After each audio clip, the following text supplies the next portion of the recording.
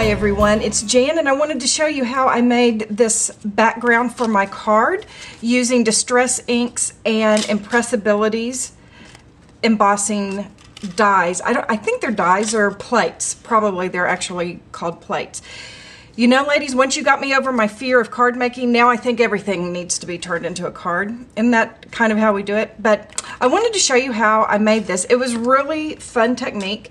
In a previous video, I had showed you how I used the Impressibilities plates for monoprinting, which create really super cool backgrounds.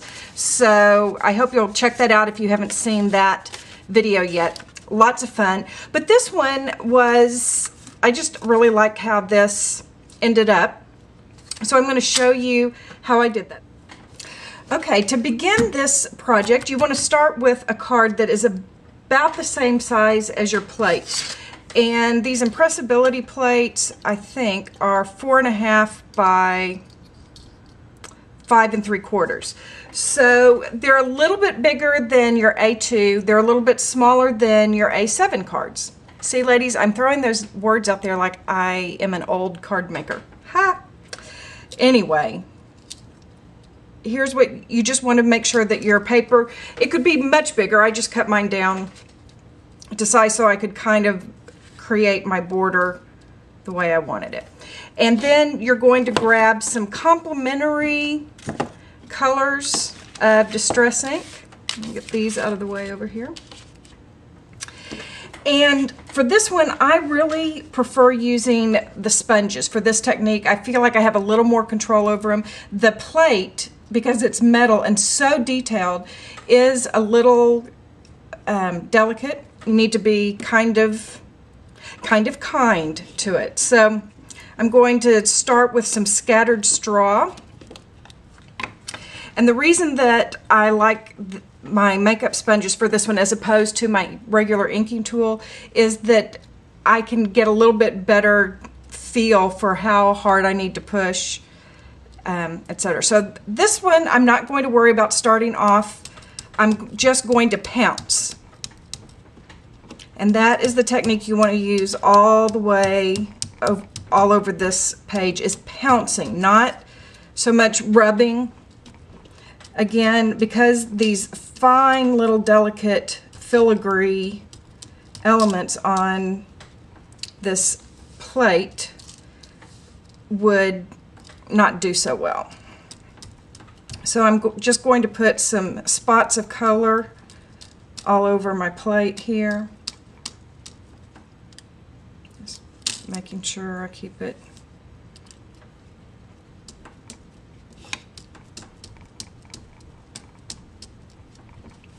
Then I'm going to move on to my next darkest color, which is Wild Honey.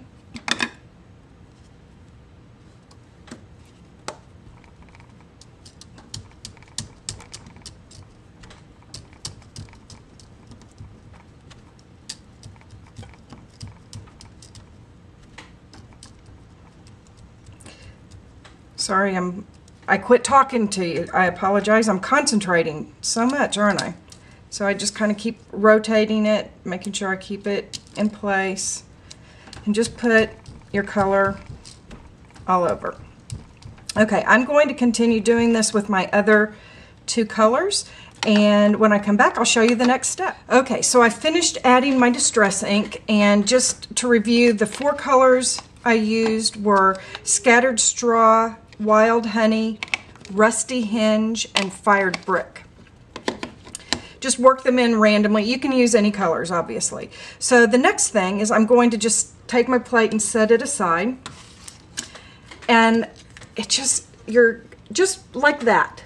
You wouldn't have to do anything else to it if you didn't want to. But you know me, I'm going to go to the next, take it one more step, because I love the effect that Glimmer Mist has on Distress Inks. They're water-based, so they become fluid again, and I think adding one of the clearer color mist like Antique Brass or the Copper or Pearl or any of those that really don't have very much dye ink in them, it's mostly the mica, it's great to add to something that you already have kind of loved the colors on. So I'm going to add a little antique brass to this. And I think what it does is it gives it a softer watercolor look. And I'm just going to dry it. You're now ready to kind of start building your card, and I'll take you back to my original one. And I wanted to take and define the edge here with some glitter. And I'm going to show you how I did that, because it's probably is an old technique to everybody, but it's one that occasionally when I teach a class, people are totally surprised and love. To put my glitter down when I want a very defined edge, I use terrifically tacky tape, or your red liner tape, or whatever it is that you like. And I'm going to use some vintage bronze German glass glitter, and I love this stuff. I love my Martha Stewart glitter, but there's something about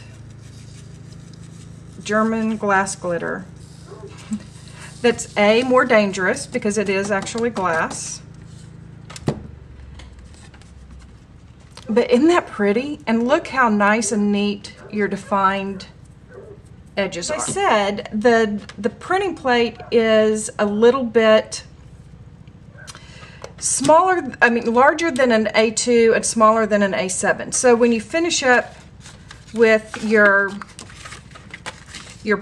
print or whatever you do, it looks a little awkward. So I just took, and about 2/3 of the way over, I just cut it. And I'm not being particularly neat about that because I'm going to cover it up. Okay, so now I'm just going to move this over to the end, line it up, and then for my finishing touches, I took a piece of this. I just went into my scraps and I had this yellow that was a little bright for these colors, but take a little wild honey and distress your edges with it.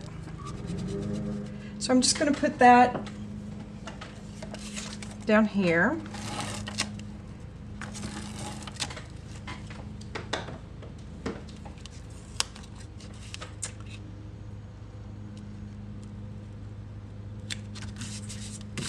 And trim that extra.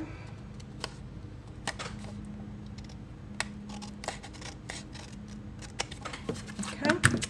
And my last little touches, I put together one of these Imaginese flowers. They're called the Tiger Lily, and I have them from years ago, and I just thought they were pretty on here. And then I used the Mother's Day Cricut cartridge and cut out Mom to go there. I think that makes a really fun card. And particularly now that I know that technique, I'm going to use it on backgrounds for tags and everything else. Thank you all so much for watching, and I will see you soon. Go have some fun and play.